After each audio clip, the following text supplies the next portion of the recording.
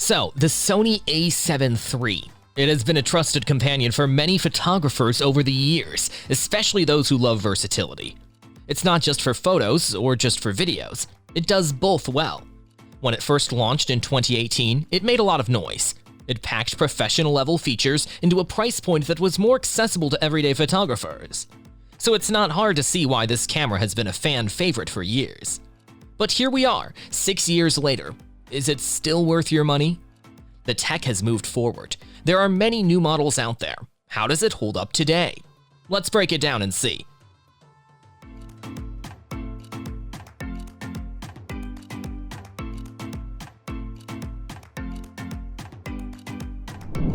Starting with photography, the a7 III has a 24-megapixel sensor, and while some might think 24 megapixels sounds a little dated in 2024, here's the thing.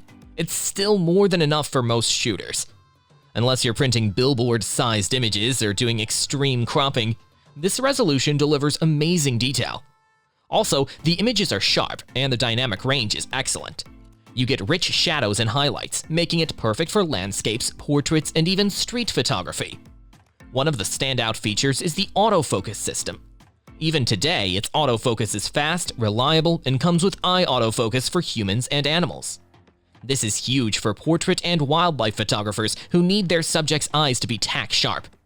Plus, it can shoot at 10 frames per second, which is great for action shots, and it does a pretty good job at tracking moving subjects. And for those night owls into night photography or vlogging after dark, the a7 III holds up surprisingly well, even when you crank the ISO up high. A great feature is the dual SD card slots. This means you can back up your images in real time, which is a lifesaver if one card decides to fail on you. For professional work, that peace of mind is priceless. Now, I won't sugarcoat it. The LCD screen is a bit of a bummer compared to newer models. It doesn't flip out, which can be frustrating, and the menu system, let's just say it's not the most user-friendly one out there. But once you get used to it, it's manageable. Here's where things start to show the camera's age a bit. In today's date, the a7 III still does a great job with video, but there are some limitations. It shoots solid 4K video at 24 frames per second, and that's awesome. But it's got 8-bit color. Newer cameras now offer 4K at 120 FPS and 10-bit color for those high-end productions. If you're doing super high-end work, this could matter to you, but for a lot of people, it's not a deal breaker. And you have to mention it. It can overheat after about 25 minutes of shooting in hot conditions. I know it's frustrating, but even some newer cameras like the a6700 have this problem, so it's not just an a7 III issue. Oh, and there's that annoying 30-minute recording limit. But don't worry, there's a hack. Grab yourself an intervalometer, set it to hit the shutter right after the camera stops, and it'll start recording again. Yeah, you'll lose a few seconds, but it's better than missing an entire shot at an event or a wedding. Another pain point? That screen again. Shooting video in bright sunlight with the a7 III's LCD can be rough.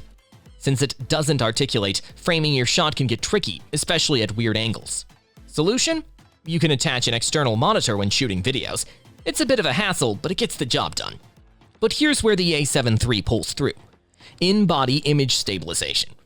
While it's not as powerful as what you get on newer models like the a7 IV, it still does a pretty good job at smoothing out handheld shots. And for slow motion, the a7 III can shoot 1080p at 120 FPS, which is perfect for capturing buttery smooth slow motion footage. It's not 4K slow-mo like some of the newer cameras, but for most content creators, full HD slow motion does the trick. One tip for getting the most out of the a7 III's video capabilities is to use S-Log2. This picture profile helps retain detail in the shadows and highlights, giving you more flexibility in post-production, even if you're stuck with 8-bit footage. It might take some tweaking, but with the right settings, the a7 III can still produce cinematic video quality. The a7 III is tough. The build quality won't let you down. It's weather-sealed, so no worries about shooting in the rain, snow, or dusty environments. And the battery life? The battery life is one of the a7 III's biggest strengths, especially when compared to newer models like the a7 IV, which might offer better features, but at the cost of quicker battery drain. With the a7 III, you can shoot for hours without worrying about swapping out batteries. And let's not forget about the lens options. With the Sony E-mount system, you've got access to a huge variety of lenses, including great third-party options like Sigma and Tamron. Honestly, a good lens can make a bigger difference than upgrading the camera body itself, so keep that in mind. Now let's get into why the A7 III is still a contender in 2024. Price. This is where it really stands out. When it launched, it was priced around $2,000, but today, you can find it for about $1,300 brand new, and if you don't mind going used, it will cost around $1,000. For a full-frame camera that can do both high-quality photo and video, that's a fantastic deal.